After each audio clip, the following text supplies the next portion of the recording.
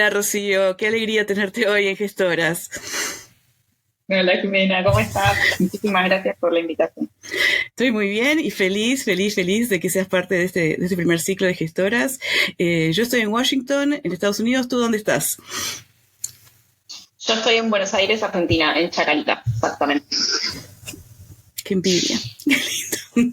Bueno, gracias por ser nuestra invitada y estoy con un montón de preguntas para hacerte, para saber de ti, de tu trabajo, de tu trayectoria. Y creo que la primera pregunta que te quiero hacer es cómo cómo entraste en el cine, cuál fue tu camino, cuál fue tu trayectoria para llegar al cine. Ok, es muy raro. Primero que nada, gracias a vos por la invitación nuevamente. Para mí Sí. es un placer también. Me entusiasma mucho este podcast, me encanta como, nada, bueno, como está curado, digo, la propuesta. A ver, lo rarísimo de cómo llego al cine es que llego sin querer. Y que en realidad llego por mi militancia, digamos, o por la militancia que estaba llevando adelante en ese momento. Yo tengo un muy buen amigo hace muchos años que se llama Francisco Quiñones. Él es director de una escuela que hay acá en Buenos Aires, que es el Bachillerato para Personas Travestis y Trans Mochacelis. Y en el año 2014 se egresaba la primera camada de estudiantes, el tercer año, digamos, finalizaba sus estudios. Y empezamos a darnos cuenta, a charlar de que había una historia ahí que había que contar de alguna manera. No estaban seguras cuál era la forma, así que nada, empezamos como a filmar, junto también con Ryan Indy, que venía del mundo del periodismo y es el codirector de la película. Y empezamos a filmar instintivamente y nos pusimos como premisa involucrar a las personas que iban a ser, a los estudiantes, digamos, para que sea un relato en primera persona. Queríamos corrernos de este lugar en el que, nada, sentíamos que venían muchos contenidos audiovisuales trabajando, que es como que la generación, la producción de contenido de sentido viene de la mano de personas que están, entre comillas, como capacitadas y no de los protagonistas, digamos, ¿no? Sí, y perdona que te interrumpa, pero no quiero que se pierda el nombre de la película, y el nombre de este bachillerato. Bueno, la peli se llama Mocha, se puede ver hoy de forma gratuita en Cinear, en la plataforma del Instituto Nacional de Cine Argentino. El bachillerato se llama Mocha Celis, justamente ambas cosas tienen ese nombre en honor a una compañera tucumana que se llamaba Mocha Celis, que murió en los 90 en manos de la policía y que nunca aprendió a leer y a escribir. Entonces, en honor a ella, otras compañeras proponen que este sea el nombre del bachillerato, digamos, para que nunca más ninguna compañera no pudiera tener acceso a la educación y a cosas que a veces nos parecen tan sencillas como son de saber leer y escribir, ¿no? Y lo que te comentaba es que no es excluyente, el bachillerato, digamos, está abierto para todas las personas mayores de 16 años, pero sí trabaja, digamos, con ciertas políticas, digamos, como ciertos incentivos y ciertas cosas que permiten que la población travesti trans se acerque al espacio. Y bueno, nada, por suerte, posterior a la pandemia, digamos, el Bachi ha crecido muchísimo y pasó de ser una escuela, digamos, a hacer un montón de cosas más. Que tiene como un plan que involucra salud, que involucra ayuda con trámites, con cambios registrales, talleres solidario, a través del cual las compañeras reciben alimentos, digamos, bueno, nada, trasciende ya lo que es la escuela, que sigue existiendo el bachillerato y ha crecido mucho, por suerte, porque es un proyecto muy noble. Sí. Sí, y es en ese entorno entonces que tú haces tu primera incursión como cineasta. Exacto. Nos pusimos esa premisa, empezamos a filmar con nuestras cámaras, unas cámaras que teníamos, unas handy chiquititas, y filmábamos y no sabíamos bien qué. Entonces empezamos a conversar con los estudiantes, empezamos a armar un guión en conjunto junto con los estudiantes y ahí inmediatamente nos dimos cuenta que esto, para que sea un relato en primera persona, teníamos que instruirles. Entonces, Ryan y yo empezamos a dar clases en ese tercer año de lenguaje audiovisual. Y durante todo el primer cuatrimestre, digamos, como el primer semestre de clases, les dimos clases teóricas y empezamos a construir el guión, actividades con muchas amigas profesionales en distintos ámbitos. Y en el segundo cuatrimestre, o sea, en el receso invernal hicimos un crowdfunding para poder juntar el dinero para filmar. y en el segundo semestre empezamos a funcionar como un gran equipo de producción en el que cada uno de los estudiantes tomaba el rol que deseara. Entonces sabía quién quería hacer vestuario, quién quería hacer maquillaje, asistente de dirección, cámara. Y después otra cosa que pasó muy linda fue que las cámaras, decidimos dejar las cámaras en la escuela y a disposición de los estudiantes. Cuando tuvieran ganas de filmarse, ellos podían ir a la preceptoría, digamos, y agarrar las cámaras. Y empezaron a filmar cosas entre ellas maravillosas, se entrevistaban, digamos, y también había muchos que enseñaban a usar las cámaras, entonces creían que estaban grabando y en realidad la estaban apagando y toda la previa era lo que había quedado registrado y después el discurso de la película se para en un punto en ese como backstage, le decíamos nosotras, como que hay tres líneas narrativas.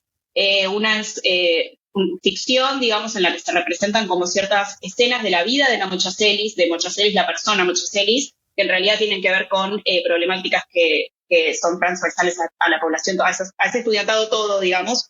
Después hay entrevistas a figuras que ellos decidieron que querían entrevistar, que eran parte importante de la historia de la escuela. Y después está toda esta línea backstage, que es la más divertida, por supuesto, que es en la que ellos hacen lo que quieren con las cámaras. Entonces, bueno, nada, llegamos a un momento en el que, bueno, era como, che, tenemos todo esto, ¿qué se hace con todo esto? Y empezamos a asesorarnos en cuanto que existía un instituto de cine en este país, digamos, que a qué líneas podíamos acceder. Nosotros no estudiamos cine, estudiamos comunicación audiovisual junto con Francisco, entonces, bueno, nada, como que hacer esa película, tener algo que contar, nos llevó a encontrar la forma y la forma fue en una pantalla de cine. No, o sea, no podíamos creer en cierto punto, ¿no? Cuando después de varios años la edición tardó varios años, el montaje tardó varios años, y cuando la vimos por primera vez en pantalla grande, fue muy loco, ¿no? Fue como, bueno, ok. Además había una cuestión que era que durante todo el proceso de rodaje hablábamos con las compañeras y los compañeros y el anhelo era estrenarla en el Cine Gaumont. El Cine Gaumont es uno de los cines del Instituto Nacional de Cine, digamos, y es uno de los emblemáticos, uno de los que está en el centro, cerca del Congreso, y que tiene un acceso en cuanto al valor de las entradas muy económico, entonces, digamos, se puede acercar mucha gente. Es un cine, nada, es histórico de estudiantes, digamos, como donde se programan pelis argentinas. Y nuestro sueño, nuestro anhelo, que conversábamos siempre, era que queríamos hacer un estreno con alfombra roja en el Gaumont. Y esa era como la promesa que le habíamos hecho a las chicas. Y de hecho el estreno fue un quilombo. Hicimos mucho lío. Hicimos mucho lío en la puerta del Gaumont. Bueno, nada, primero que nos otorgaron, digamos, como de tanto insistir, de tanto ir y decir como, che, este estreno va a estar buenísimo, la peli está increíble, va a venir un montón de gente, es re importante para el colectivo. La gente del Gaumont muy amablemente nos otorgó para la primera proyección la sala grande, digamos, que tienen, bueno, no sé, unos 600 y pico, un montón de butacas. Sí, y después les dijimos como, che, nosotros como productores les prometimos a los protagonistas de este documental que vamos a poner una alfombra roja en la puerta para que ellas entren, que se pongan vestido largo, que juguemos al festival de cine. Y bueno, divino, sí, no les pareció, o sea, al principio ¿pero qué pasó? Fue complicado eso, pero bueno, después, no sé, empezaron a aparecer cosas como las personas de la ENERC, que es la escuela de cine, la escuela pública de cine, que depende también del Instituto de Cine, nos prestó una alfombra, no sé si se podía decir, pero nos prestó una alfombra roja. Y entonces pusimos ahí en calle Rivadavia la alfombra roja, las compañeras se bajaban del colectivo con su vestido largo y caminaban por la alfombra roja, y vinieron bandas, hubo, bueno, nada, cosas, todos estábamos como en esa fantasía de mega estreno, se cortó la vereda, bueno. Nada, fue hermoso y esa primera proyección terminó siendo con localidades agotadas en la sala, o sea, nada, fue como todo, o sea, realmente como todo lo que habíamos pensado y más estaba ahí. y cumpliste la promesa que les habías hecho a todos los que habían participado en el proceso. Y tenés otras películas, ¿no? Que tú has sido la productora. 2 preguntas entonces, ¿cuáles han sido esas películas y cómo es tu forma de trabajo? Porque tú hablas mucho de nosotros. Siempre que hablo contigo, nunca decís yo, siempre es nosotros. Contanos un poco cómo es tu filosofía de trabajo y cómo vas trabajando estas distintas películas que has estado produciendo con tus equipos. Bueno, la filosofía es colectiva, por supuesto. Pienso como, bueno, en nuestros otros proyectos. Sí, siempre hablo de nosotros porque somos somos un equipo. El cine es un trabajo colectivo, las películas son trabajos colectivos y bueno, son de nosotros. Ahora estamos, por ejemplo, trabajando con Tristán Miranda. Tristán Miranda ha sido el protagonista de un corto del que fui coproductora, dirigido por Martina Matzkin y producido por Lucía Vela, que se llama El nombre del hijo, que tuvo un estreno hermosísimo en Berlinale justo antes de la pandemia. Un corto que también fue apoyado, digamos, por Historias Breves, que es un concurso del instituto muy, muy noble que apoya cortometrajes y por el que uno puede como ingresar, digamos, a la vida de la ficción en el largo camino que puse hacia el instituto. Y bueno, nada, conociéndolo a Tristán y luego de haber trabajado con él en esa oportunidad y también teniendo muchas ganas de querer contar una historia, porque lo que pasaba con las compañeras de la Mocha y los compañeros y las compañeras era que habían tenido una historia que era mucho más parecida a la de la Mocha Celis, a la de la persona Mocha Celis, digamos, que tenía que ver con mucha discriminación, con expulsión temprana del hogar, con imposibilidad para la finalidad educativa. Y en algún momento empezó a pasar que esta realidad empezó a cambiar para las personas trans. Entonces, queríamos contar acerca de esas infancias, digamos, de qué pasaba cuando, una persona menor de edad, por ejemplo, quería hacer un cambio registral. Digo, como que las problemáticas empezaban a ser otras y empezaban a ser en compañía con las familias, con pares, digamos. También existen hoy un montón de asociaciones, existen acá asociaciones para niñeces y adolescencias trans. Entonces, queríamos eso y teníamos a Tristán, entonces los combinamos y empezamos a hacer un documental hace bastantes años ya, pero bueno, seguimos filmando y en algún momento también se nos vuelve a poner de manifiesto esta necesidad de construir un relato colectivo y que existiera esta primera persona, esta misma primera persona que existe en el relato de la película de la Mocha. Entonces, Tristán es ilustrador, Tristán dibuja desde siempre, desde muy pequeño, es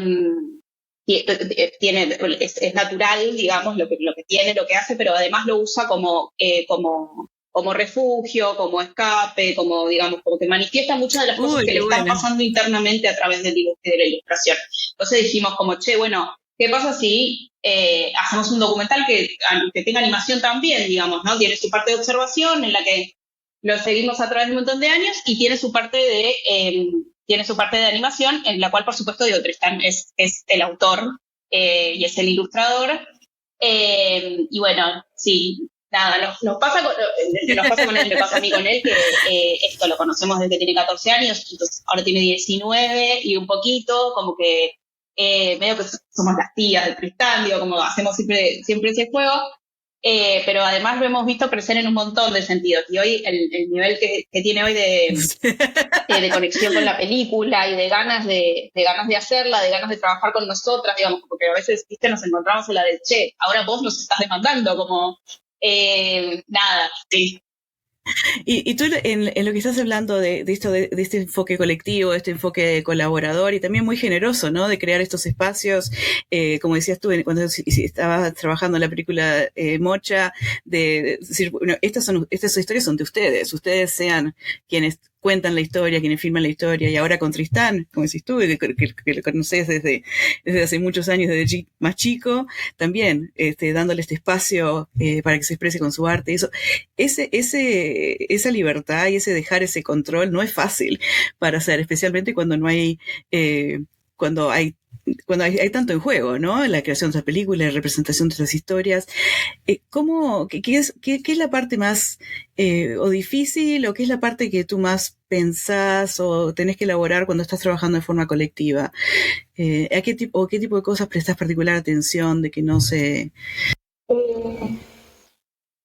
Que no se pierda el foco, porque como el eje, ¿no? Es complejo el trabajo colectivo, es hermoso y es complejo. Entonces, no, bueno, con la película de La Rocha sobre todo, digamos, ¿no? Porque además estábamos trabajando con personas, bueno, igual con Tristan está pasando lo mismo, digamos, es como el primer acercamiento al cine. Digo, si bien él fue el protagonista de un cortometraje, digamos, como hacedor es el primer acercamiento. Entonces, a veces es fácil irnos del relato central, del primero, ¿no? Digo, como del impulso que nos lleva a hacer esa película, como que es fácil distraerse, es fácil correrse, no porque las cosas no vayan cambiando, digo, los procesos son procesos justamente, hay un montón de cosas que cambian a través del tiempo, pero bueno, como si la película, digo, tiene que tener animación porque es la forma en la que el protagonista se está pudiendo manifestar, bueno, y ese es el corazón, ok, no perdamos eso, vamos atrás de eso, atravesando todo lo que tengamos que atravesar y intentando conjugar también como todas las formas de ver las cosas, ¿no? Digo, también me pasa que tanto Tristán como Cuidadoras, que es otra de las películas que en este momento estoy produciendo, son codirecciones. En Mocha también fue una codirección. Entonces, ya partiendo desde ese punto, digamos, como la dirección está siendo colectivizada, ¿no? Bueno, las películas, digo, esto lo menciono, pero no les obliga, son de Martina Matskin y de Gabriela Guasuf, que son nada, como las grandes compañeras de este camino, digo, con Cuidadoras venimos hace muchos años trabajando, una peli que nació antes de la pandemia, que empezamos a filmar antes de la pandemia, que tuvimos que detenernos porque es una película que está situada en un hogar de ancianes, entonces no podíamos ingresar, lógicamente, y tardamos mucho tiempo en poder ingresar otra vez. Sí, así que bueno, nada, también viene de largo, digamos, pero bueno, estamos ahora como montándola. Y ellas son, digo, también te cuento como te conté Tristán, digo, ellas son 3 cuidadoras trans que trabajan en un hogar cuidando ancianes. Y bueno, nada, vemos un poco como este choque, la primera vez que las personas viejas, digamos, conocen a personas trans, la primera vez que las personas trans pueden pensar en su vejez y estar tan cerca de la vejez, digamos, que el promedio de vida en Latinoamérica de las personas trans es de 35 a 40 años. Y bueno, esto, cómo funciona este vínculo, digamos, y que también la apuesta de la película es pensar un poco en las vejeces en general, ¿no? En qué lugar ponemos a las personas viejas en nuestras sociedades, que no es nunca el mejor. Sí, sí. Es una investigación muy interseccional, ¿no? De diferentes edades, géneros, momentos de vida que estás haciendo dentro de esa misma película. Sí. Y estás trabajando en un contexto, estás haciendo todo este trabajo que, además de la pandemia, estás trabajando en un contexto donde, bueno, en la Argentina, ¿no? Donde hay fluctuaciones económicas, fluctuaciones sociales. Contanos un poco cómo es trabajar como cineasta independiente en Argentina. Casi imposible. No, sí, levantarse, bueno, un poco venía pensando cosas de las que íbamos a hablar hoy y pensar como en algún momento mencionamos la posibilidad de hablar de una anécdota y no sé qué, no sé cuánto, y la anécdota siempre es como que realmente acá te levantás y un día y el presupuesto que tenías se te achicó a la mitad. Es como la gran anécdota del productor de cine independiente en este país. Es muy complejo, pero como vos bien decías, no es solamente complejo por lo económico, realmente digo, tenemos una moneda que se comporta de una manera muy extraña, entonces sí, podés tener como un momento muy bueno de poder hacer una película como en una buena racha, de cambiaria, o podés tener 2 o 3 corridas seguidas y de repente tu presupuesto baja un tercio. Ese siempre es un desafío, ¿no? Como pensar la película con estas dificultades que tenemos y que las vamos a seguir teniendo, evidentemente. Más allá de eso, digo, después también están las cuestiones sociales, digo, nosotros venimos de un gobierno anterior, las 2 películas que estoy mencionando, las comenzamos en un gobierno de derecha y el Instituto de Cine funcionando como funcional, digamos, a este tipo de gobierno, al que no le interesa en lo absoluto ni la cultura ni el arte, muchísimo menos lo que es independiente. Eh, entonces, bueno, sí, digo, siempre es una remada. También nos pasa que que por eso digo, cuando estrenamos las películas en el Gaumont, es tan emocionante, ¿no? Porque se suele hacer cuesta arriba. Ya hacer cualquier tipo de arte es difícil, hacer cine es difícil. Hacer cine independiente es difícil, hacer cine independiente en Argentina es recontra complejo, es largo. Y todavía como lo haces tú, ¿no? Cine independiente en Argentina, cine independiente en Argentina colectivo, cine independiente en Argentina colectivo Dirigido sobre por temática mujeres. trans, ¿no? Sí. Y tú has trabajado con equipos en Europa, ¿no? Donde el contexto es muy diferente, donde tienen cierta certidumbre, ¿no? De lo que va a pasar por lo menos Mm. en el próximo año, ¿no?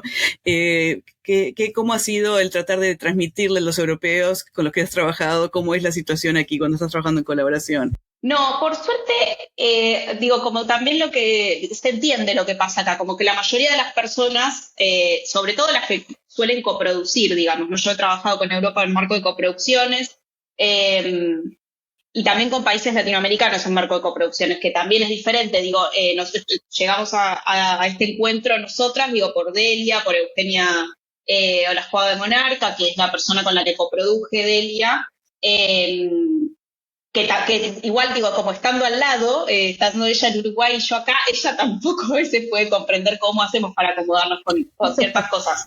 Mm. Pero o sea, celebro muchísimo las coproducciones, no solamente por el hecho de que todas las monedas son más estables que la nuestra, sino también porque hay una situación de acompañamiento. Producir solo yo no creo que sea así difícil ya, me parece que es casi imposible. Entonces, cada vez necesitamos más como pensar las cosas en conjunto, porque las cosas son difíciles, siempre lo son, entonces como que se agradece tener como el contacto con una persona que está embarcada con vos en la película, a la que le importan exactamente las mismas cosas y también con la que te puedes sentar a pensar, ¿no? Para mí también parte del trabajo del productor es como poder pimponearse las cosas, hacer todos los escenarios posibles, digo que se puede hacer solo, pero cuánto más fácil, o sea, o cuánto más ameno por lo menos. Digo, yo también trabajo de esta forma porque a mí el trabajo colectivo me inspira, me gusta, me Sí. motiva, ¿no? Entonces, bueno, nada, eso es lo que se agradece de las coproducciones. Además de que, digo, y voy a volver a mencionar el presupuesto porque soy productora, además de que ya, digo, como los montos que se están manejando dentro de nuestro instituto, cada vez nos hacen más difícil poder completar las películas. Entonces, una coproducción significa, por un lado, un apoyo, digo, en el trabajo y también un apoyo monetario, ¿no? Entonces, nada, es cada vez más necesario. Entonces, el financiamiento de las películas que estás trabajando tú, vamos a hablar un poco de presupuesto, sí, porque estoy gestora, ¿no? Y tú sos productora. El presupuesto entonces está compuesto en parte por el Instituto de Cine y qué otros fondos hay. ¿Existen fondos para el cine independiente fuera del dinero del gobierno en Argentina? Mira, un programa en el que nos apoyamos un montón, es el programa Mecenazgo de la Ciudad de Buenos Aires. Eh, Después hay otros fondos pequeños, el Fondo Nacional de las Artes, el Fondo Metropolitano, aquí en Buenos Aires. También empieza a pasar que las provincias empiezan a tener sus propios fondos y sus propios polos audiovisuales. Por esta cuestión de federalizar la mirada, ¿no? Entonces, no sé, Mendoza, por ejemplo, tiene sus propios fondos, Córdoba tiene sus propios fondos, bueno, nada, y así van como esto, naciendo estos espacios, digamos, en los que también hay un aporte, digo, como no es excluyente de otros fondos que se puedan percibir nacionalmente, o sea, vos podés pedirle un fondo al INCA, al Instituto de Cine, y podés pedirle un fondo a tu provincia, y eso hace mucho más amigable, digamos, el acercamiento al presupuesto total. Y bueno, después aplicamos muchos fondos internacionales. nada, que son, o sea, están los fondos minoritarios, que es esta conjunción que podemos, o los fondos regionales, digamos, en Europa, que es esta conjunción que podemos hacer con otros países, y después hay algunos que son universales, Programa Media, World Cinema Fund, bueno, no sé, fondos, digamos, que son para cine específicamente, no importa de dónde, digamos, ni cuál sea el esquema de producción. Pero bueno, esas son como las formas que encontramos hoy de Pero eso involucra financiarnos. muchísimo trabajo de investigación y de preparación y de preparación de documentos. Eso es un trabajo enorme, ¿no? No es simplemente levantar, pasar un texto y decir, dame plata para mi película, ¿no? Eso es pasás gran parte de tu tiempo haciendo eso. Sí, lo es. Las aplicaciones son...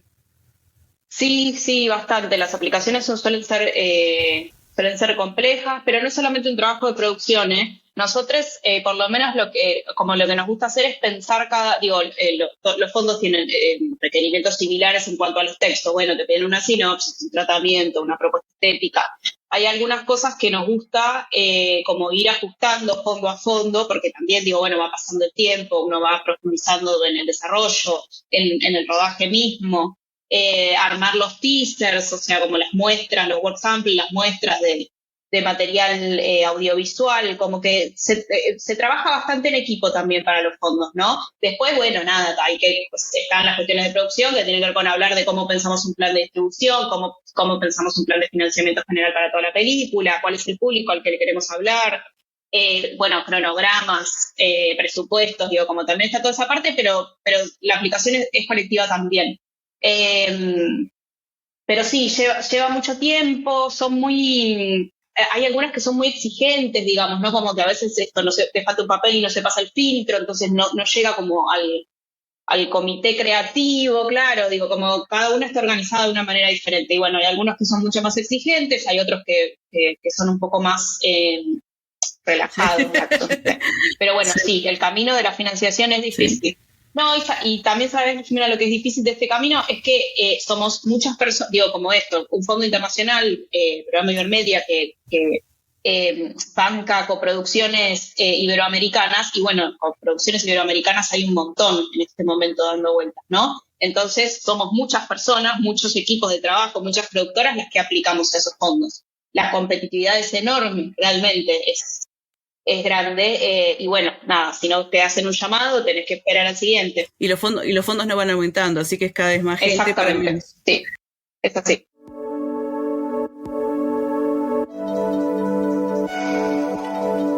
Esto es Gestoras.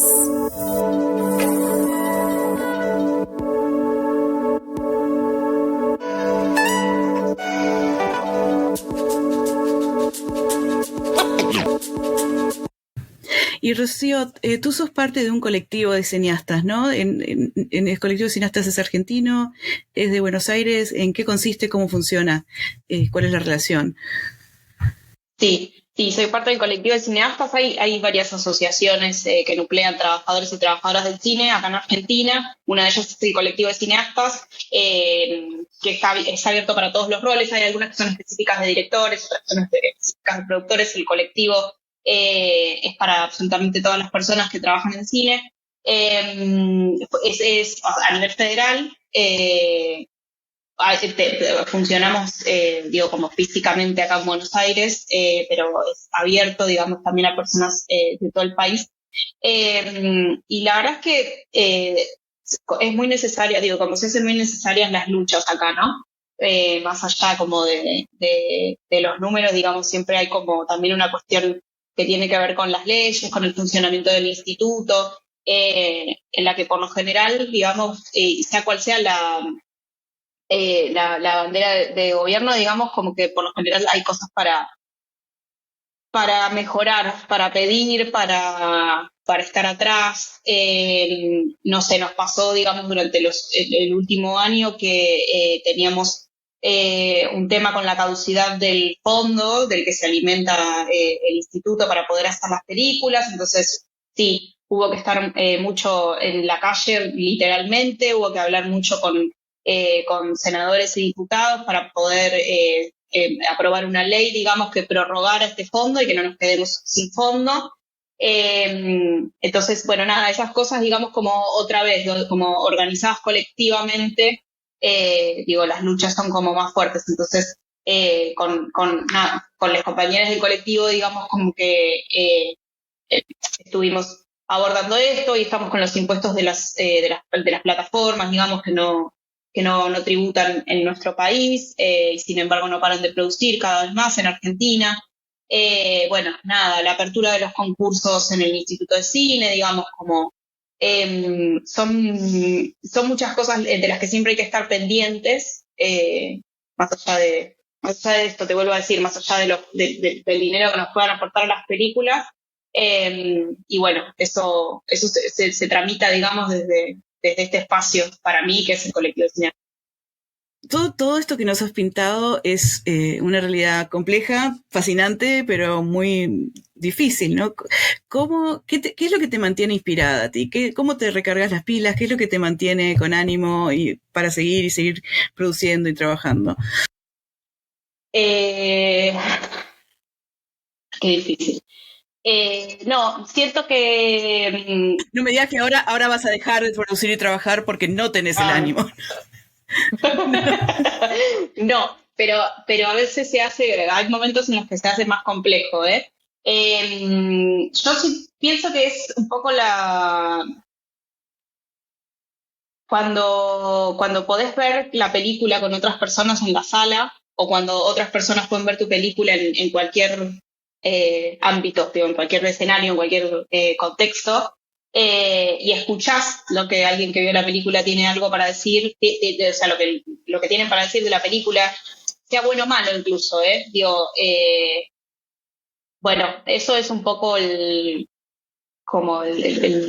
lo que nos mantiene. Nos pasó, o sea, a mí me pasó el año pasado con el estreno de Delia en Uruguay, que fue una peli también que tuvo un camino largo, al que yo me sumo un poco más tarde, digamos, como coproductora, pero bueno, trabajamos muchísimo durante mucho tiempo, y escuchar como a mujeres sintiéndose reflejadas,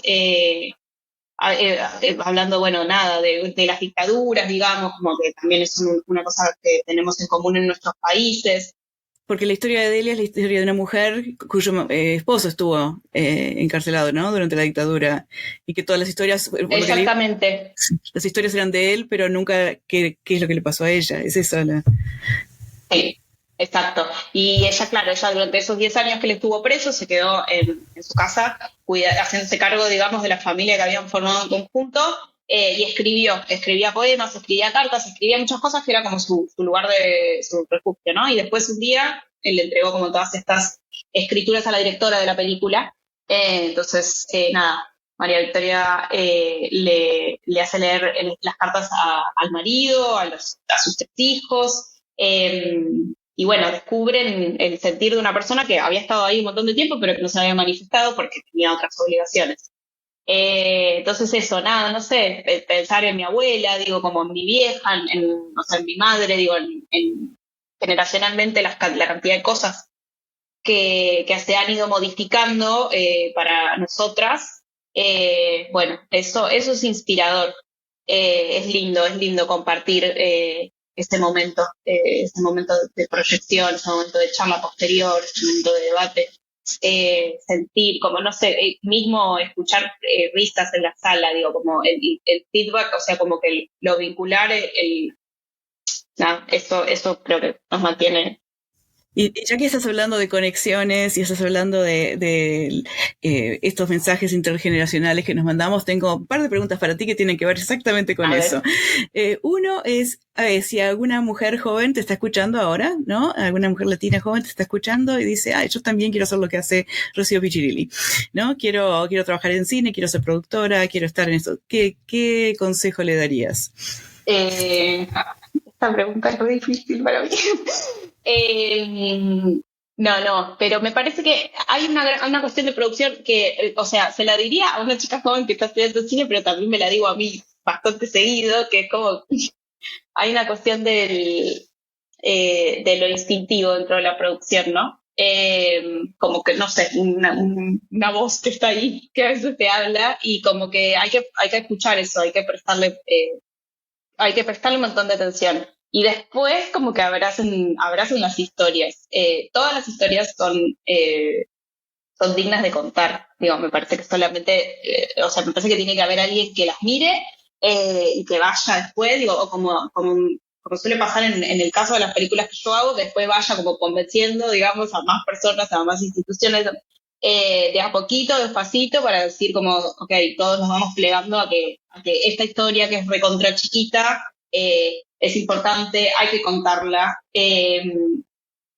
O sea, de la manera que sea, ¿no? A veces también hablamos de estos esquemas de producción y uno se pone a pensar, bueno, pero no hay otra, porque no sé, porque cuánto tiempo voy a tardar, porque las aplicaciones a los fondos son re difíciles, porque bueno, hay otras, digo, también hay otras maneras de hacer películas mucho más autogestivas. La película de La Mocha nos tiene una forma completamente autogestiva y de un deseo muy genuino de contar una historia que no sabíamos ni siquiera cómo. Entonces, esto, nada, como escucharse y abrazar las historias, y si una piensa que la historia está ahí, que sí, que está.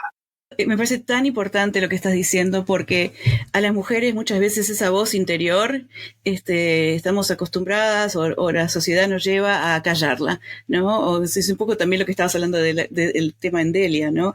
O a callarla o a suspenderla o a atenuarla y a veces dejamos de sentir la importancia de escuchar esa voz interior, y es tan importante porque tarde o temprano hay que contestarle a esa voz, ¿no? Y después lo que estás diciendo, que todas las historias son importantes, y hay veces que quizá alguien no se anime a abarcar una historia o a contar una historia o a abarcar un tema, bueno, porque nadie lo está haciendo o porque le dicen que no, que eso que va a tener X no efecto. Bueno, si nadie lo está haciendo es porque es tu turno de hacerlo, ¿no? Y si tú ves algo, si tú lo ves y lo sentís, es tu momento de contarlo. Sí, me parece muy, muy importante lo que estás diciendo, como decís tú, tanto para una mujer joven que está estudiando cine, pero para todas nosotras, de recordarlo. Tengo dos preguntas más para ti. La siguiente es, como tú sabes, en Gestoras le pedimos a cada gestora que deje una pregunta para que le podamos hacer a alguna de las otras, ¿no? De esta sesión. Y la última pregunta que te voy a hacer es: ¿cuál es la pregunta que dejas tú planteada? Así que primero, esta es la pregunta, la dejó planteada a Carla Estela Rivera, que es la directora ejecutiva de la Asociación de la Red de Gestores Culturales de Color de Estados Unidos. Y la pregunta de Carla es: ¿qué expectativas generacionales estás interrumpiendo o deteniendo, frenando, para que las generaciones que vienen después de ti puedan seguir moviendo la aguja de compás hacia el progreso? ¿Sí? ¿Qué estás interrumpiendo de estas expectativas generacionales que para quien siga tus pasos o siga después de ti pueda seguir avanzando?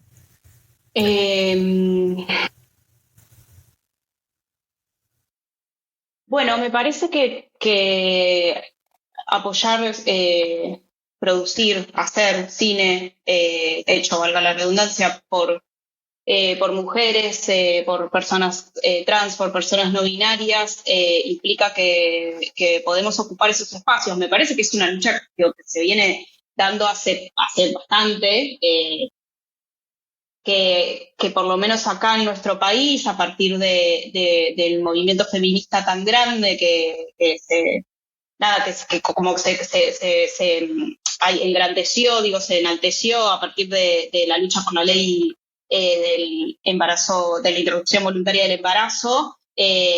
Nos ha permitido patear un montón de puertas que tienen que ver con el lugar de acceso. Las mujeres también dirigimos, las mujeres también producimos, las mujeres también estamos en los lugares de toma de decisiones. Entonces, pero siento que es una lucha, digo, que ni siquiera pertenece a mi generación. Digo, me parece que en la generación anterior de mujeres, de productoras que apoyan mujeres haciendo cine, vienen como encolumnadas atrás de esto. Y también me parece que lo que sí estamos defendiendo ahora es la producción de cine independiente.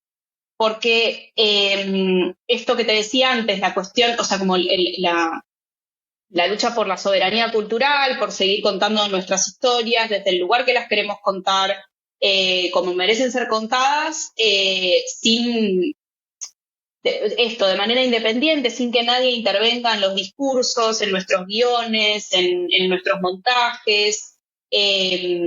Bueno, esa posiblemente sí sea ni siquiera creo que de mi generación, que me parece que es de la mía y de la siguiente, esto, nada, poder defender nuestras historias, además de ser mujeres haciendo cine, digamos, ¿no? Esto, creo que es. Sí, y es, como decís tú, es continuar una lucha que ya comenzaron mujeres en generaciones anteriores, pero como bien sabemos, no necesariamente la siguiente generación de mujeres apoya o no apoya o sigue peleándola, ¿no? Hay que seguir peleándola, hay que seguir haciendo, hay que seguir creando esos espacios para que haya lugar para las que siguen.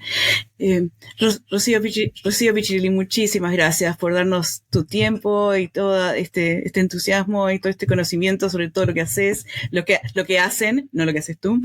Ha sido un placer tenerte como invitada. ¿Qué pregunta querés dejar planteada tú para quien siga? Bien, esta sí la pensé un poco. Mi pregunta es, ¿cómo la compañera que sigue lidia con la poca posibilidad que tenemos, digo, sabiendo que somos todas latinas, como la poca posibilidad que tenemos de prever de ciertas cuestiones? Tanto para la realización de la obra artística en sí, porque hacer arte, tiene como poca nivel de previsibilidad, pero también haciendo arte desde este lugar, ¿no? O sea, como desde nuestros países y desde nuestras identidades. Contanos un poco si tenés algún proyecto que estés lanzando en fines de julio, agosto, así podemos compartirlo, y cuando este episodio salga al aire podemos poner enlaces para dirigir a la gente hacia ese episodio. Así que, ¿tenés algo, estás cocinando alguna cosa? ¿Qué hay? Sí. Sí, este año vamos a estrenar, yo creo que va a ser más o menos por esas fechas, Delia en salas acá en Argentina, que bueno, nada, es una cosa que nos tiene bastante ansiosas. El año pasado se estrenó en Uruguay, tuvo un recorrido muy bello, así que nada, estamos augurando un poco lo mismo para Buenos Aires, para Argentina, así que nada, eso. Gracias por estrenarlo en mi país primero, muy bien hecho. Sí, claro. Bueno, Rocío, muchísimas gracias. Ha sido un placer conversar contigo de nuevo. Gracias a vos, Jimena. Realmente fue muy, muy lindo. Esto fue Gestoras. Este episodio de Gestoras fue presentado por Jimena Varela y producido por Cecilia Ibanier. Fue grabado en Washington, D.C. y Buenos Aires, y mezclado en el programa de gestión cultural de American University, Washington, D.C. El diseño gráfico es de Vía Silva. La música es Hace que exista, de Eli Almic.